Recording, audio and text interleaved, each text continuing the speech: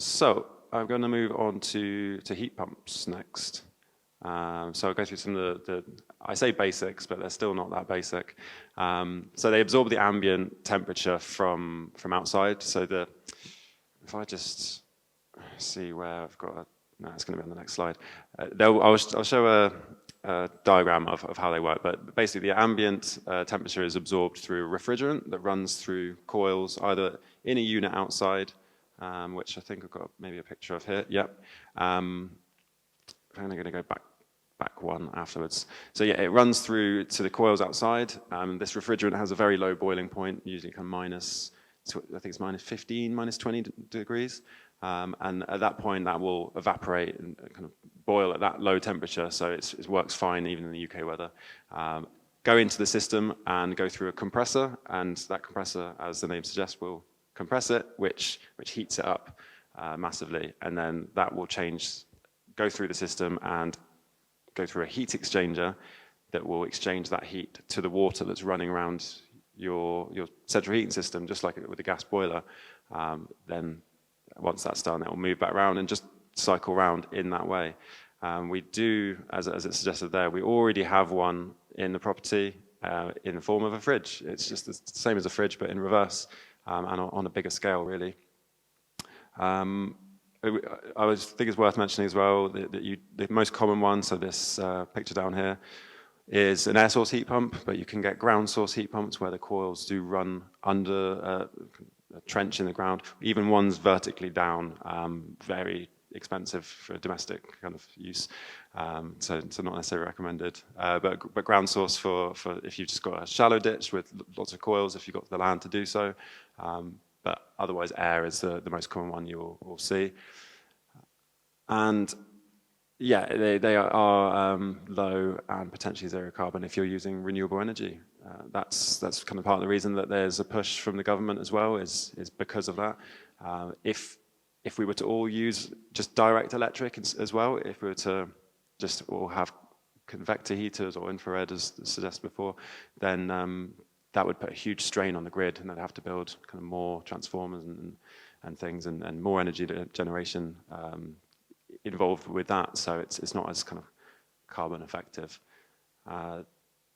There is also, I don't know if anyone's experienced it, where if you have to tell it's SSEN here, so Scottish and Southern Energy Networks, electricity networks, you'd have to tell them that you're installing a heat pump, because they then have to make sure that there's not too many other people in the street that also have heat pumps or electric vehicles that could possibly overload the system. And of course, the more electric vehicles that come in, they're going to have to start upgrading the grid more. So there's a little bit of trying to keep up. It's not just the transformers, where most of them are already 60, 80 years old. But also the cables in the road are not designed for anybody to turn their cars on. Their cars in at 6 o'clock. If more than 10% of people in the road do that, you'll probably mount the cables under the tunnel. Yes, yeah. So if anyone didn't hear, yeah, the cabling as well.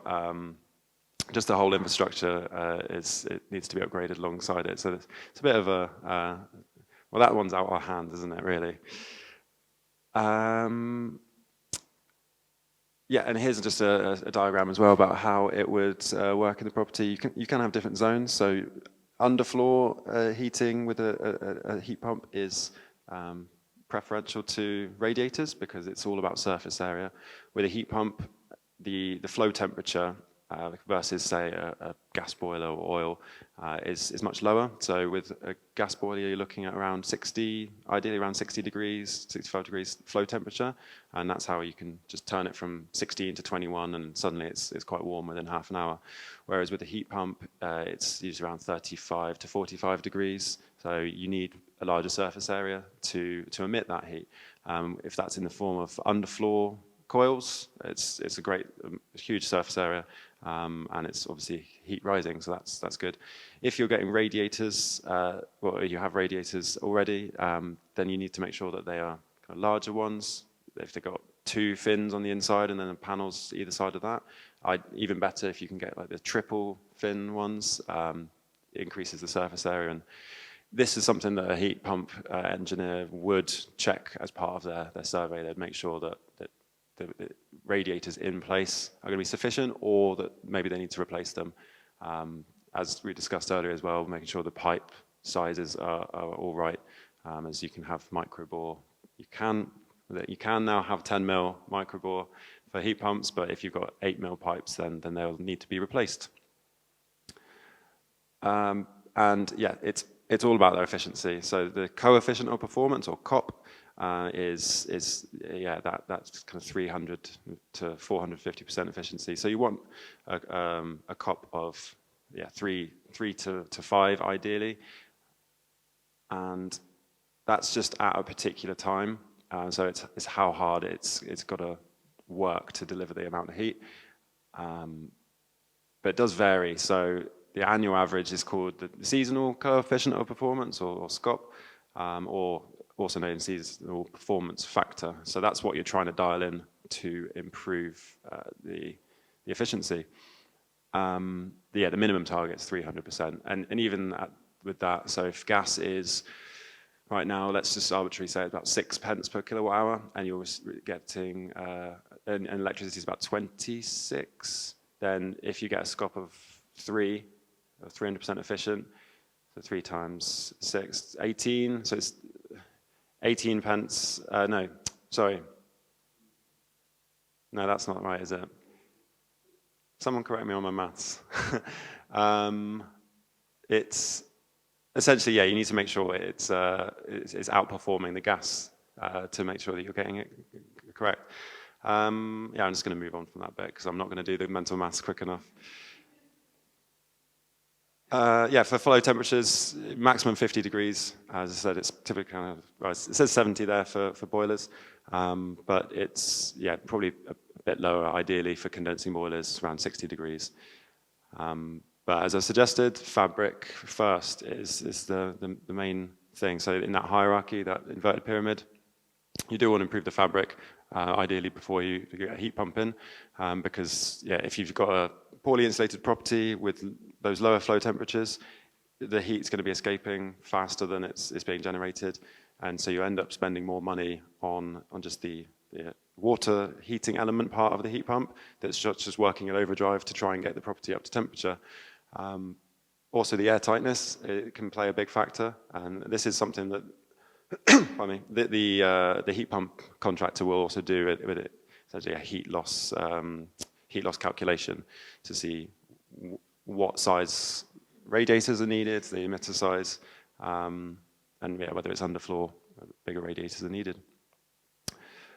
It is constant heat as well, rather than it just being on and off like your boiler. You kind of will just turn your thermostat down when you don't need it as much, because it does take longer to kick in. You don't want what a lot of places I've seen when heat pumps started going in, decades ago. There was some funding for it, and not all installers had the knowledge to do these heat loss surveys, or they saw the kind of government funding available and just would go for it, and then put in either a heat pump that's too small and you wouldn't get the property up to heat, they'd have to use supplementary heating, or maybe they'd put in one a little bit too big where it's just at that line of constantly turning on and off and not just staying at steady. And it's like if your fridge was turning on and off, it would be using a lot of electricity, and so therefore their bills were much higher than anticipated, and it's an easy thing for people to jump on. Hello, yes? Can you explain why the government are offering me £7,500 to install a heat pump retrofitted into my house, but we're still building new houses in Chippenham with gas boilers? Yes. Does it make sense to you? It doesn't make sense, no. Because they've pushed back. Have they recently pushed back how long they can install boilers in new properties? I feel like it was 20. I can't think of it at the top of my. Yeah, it was. I wanted to say I knew 28 was one of them. I couldn't remember if that was the former target or the new one. Yes, I agree. That doesn't make any sense at all. Refer to my previous answer from a different question of lobbying, probably. Bristol been built with panels, and according to their website, with air source heat. But when I tried to find out how much a house would be with all this, the websites only give you the price of a house without all the bits. So I've driven past several different housing estates in Bristol, and I cannot find out how much a future-proof house is, because their websites don't have that information. No, and that's another thing that would ideally change is that, we have like a financial incentive to say, I'll change your boiler out then we'll give you this much money, but there's not much of the reasoning as to why they want us to do that, and therefore education as to why we should be doing that. And with that example as well, just if there's a little bit more about the heat pumps and being able to look for that option, that would be good, but we don't always get it good. Right, where are we up to? Okay. So constraints with heat pumps.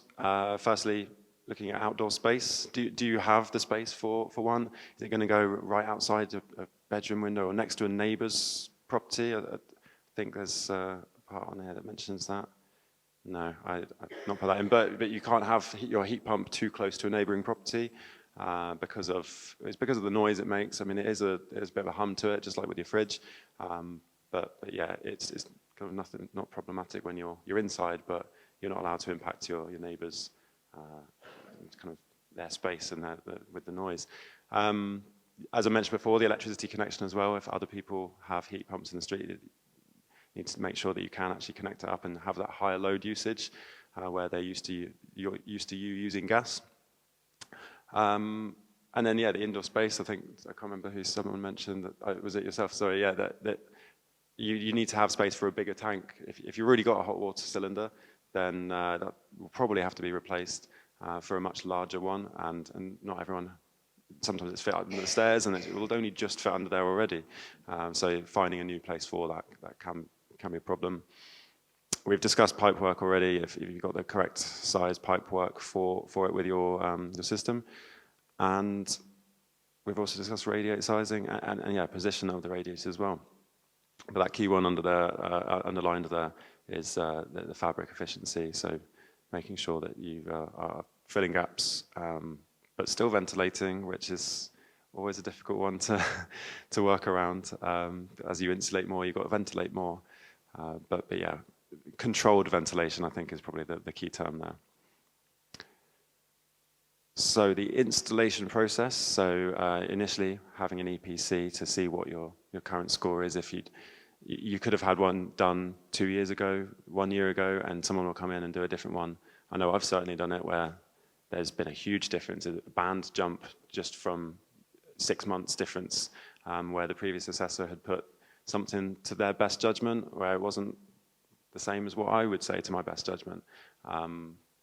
Fraudulent EPCs, come across a lot of them, where people have intentionally made it better so that, or someone's made it better so that they can sell their house for more, or maybe get a cheaper mortgage, or likewise I've seen the opposite, where companies would get more money for the measures they've installed if the EPC jumps up a larger amount after the installation. So yeah, getting an EPC first just to know exactly what you've got and what you're working with. Does the EPC now take account of actual usage? Because we know what usage we have. No, it doesn't. Yeah, the EPC doesn't take account for actual usage. A small aside on EPCs, so you can get a full, it's called a SAP assessment, standard assessment procedure, where it goes into a lot more detail. It's what you see on the new builds when if you look at an EPC, it tells you what the watts per meter squared Kelvin heat loss is for each fabric. That's a full SAP assessment. The EPC will use something called RD SAP, which is reduced data SAP, where it will have certain elements that you can put in, but there's not a huge range to go into detail because there's a lot of different types of houses, and I've been on the houses on the same estate, and even like semi-detached, and they will be vastly different from each other in terms of performance because it just depends who's built it really, and what workmen were doing that house on what day.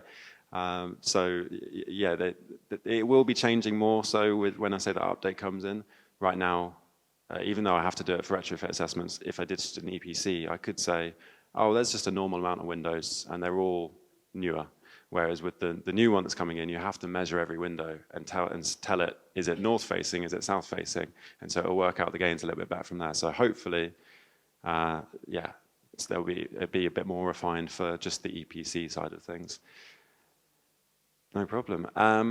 Yeah, you will have a detailed room-by-room survey looking at specific heat loss and the flow temperatures. And I think it's worth saying as well that the heat pump will have weather compensators. I've seen heat pumps where the weather compensator has just been turned off, which is a very key part of the effectiveness of a heat pump. So yeah, a good installer, again, that's worth the salt, will be kind of in contact with you for like the aftercare bit, as it were, like to say, we need to change this weather compensator or fine tune something. Yes, and we've kind of discussed the location from there. And yes, they can be put in any building in theory, but sometimes there are things that make it impractical. Yeah, if you need a bigger radiator and it's not going to work on a certain wall, sometimes you need reinforcing if it's going to be a heavier unit. There's all sorts of things. As I said before, if detached property that's kind of built in the 1850s, it's going to be much harder to get a heat pump working efficiently and cheaply than it is in a 80s cavity wall property. And yes, I mean, it's kind of self-explanatory on there. It's just saying that, yeah, the sizing of the radiators pipe, just the sizing of the heat pump, that is critical. So this was, I think, the calculation I was trying to do in my head earlier that I failed at. But yeah, it's showing there that with a air source heat pump at 20 pence per kilowatt hour, your annual fuel bill with the 350% efficiency will be 1,600. Right now with gas, if gas was 7 pence per hour, it's just under that 1,600. So it's starting to kind of flip, where it will become then cheaper to run a heat pump than it will to have gas. Of course, going back to the previous slide much earlier, it shows that there's much lower carbon impact with the heat pump as well. So we've already discussed a little bit the boiler upgrade scheme. So £7,500, so recently upped from 5,000 to replace your boiler with a heat pump.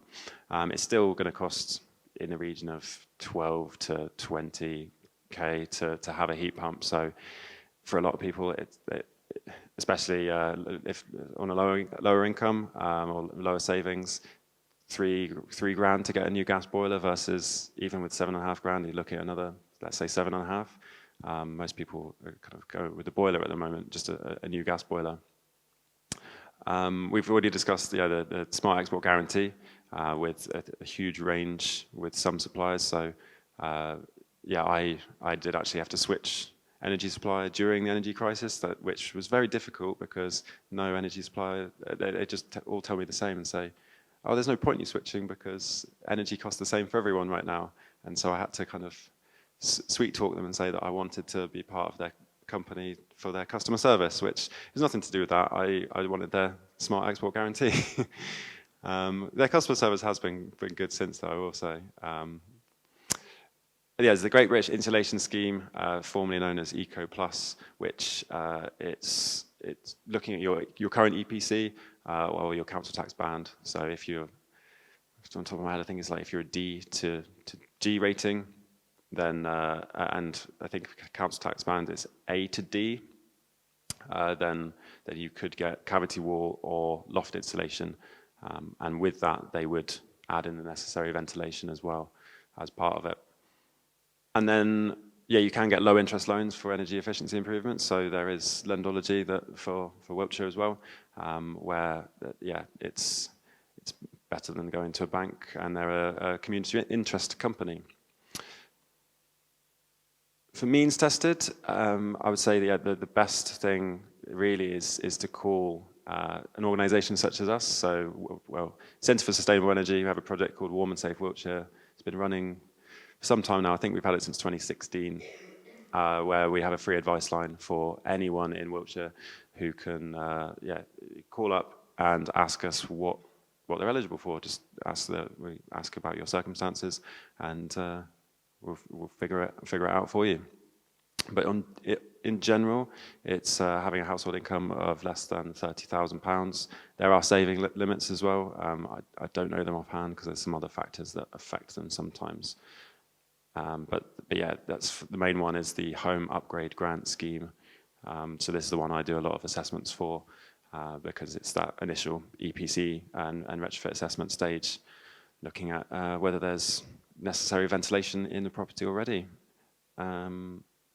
Energy company obligation, which has been going for some time, I'm sure some of you have heard of, that funding is a bit different. It's from energy suppliers rather than, the Home Upgrade Grant Scheme is from central government and local authorities and apply to it, and then they administer it.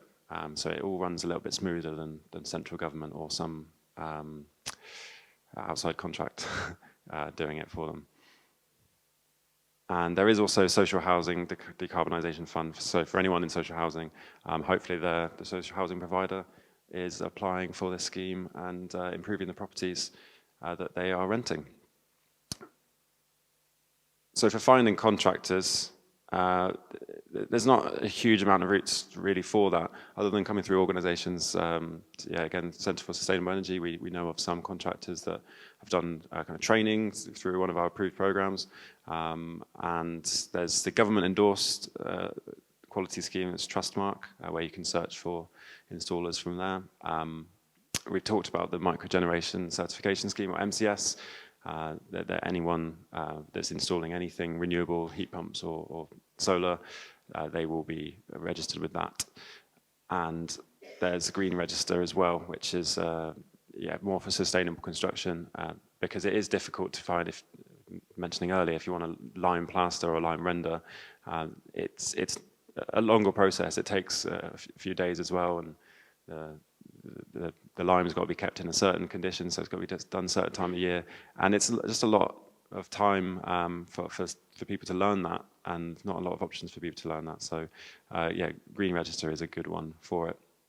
But then there's the kind of bog standards, I suppose. Checker trade, well, much better than what we used to have, I suppose, but going that route is good. And there is also, I think it's not mentioned on here, like National Insulation Association as well. I think they've got an installer check, which any insulation installer should be with them too. So let's talk a little bit about Future-Proof, who is another project from Centre for Sustainable Energy. So I'm on this project as well. So we do home retrofit plans, and these plans are kind of 70 to 80-page reports looking at your property and every fabric of the property, working out the area and the heat loss of that fabric and those windows and the ventilation, and then putting in scenarios to see if you were to put in a heat pump at this stage, how much carbon reduction would you get? What's your space heating demand cost? Like, what's your bills going to be? And we can put in different scenarios to work out, right, let's start with insulating the walls. And now if we were to add new ventilation system, how will that affect it? And usually ventilation will add on a bit of, you'd need a little bit more space heating from there. But then heat pump will show you a graph of pre-heat pump, post-heat pump of how that will affect the property. So they're fairly in-depth, and we model, as I said, model different scenarios. And it does say you have been chosen, but I think this is you in the general sense that everyone can get £500 off the Future-Proof Home Survey. So for a 3 to 4 bedroom property, normally it would be around 800 plus VAT, but it's being offered for 300, along with a follow-up for 3 to 6 months later, after an initial follow-up, just to go through the report and discuss any questions you might have. And yeah, that extra follow-up's only available in Wiltshire as we've received some funding to kind of cover it for you. Along with that discount, I think it's, if you've got a 1 to 2 bed property, it brings it to about £150 plus VAT. But there's, yeah, all the details can be found on our website.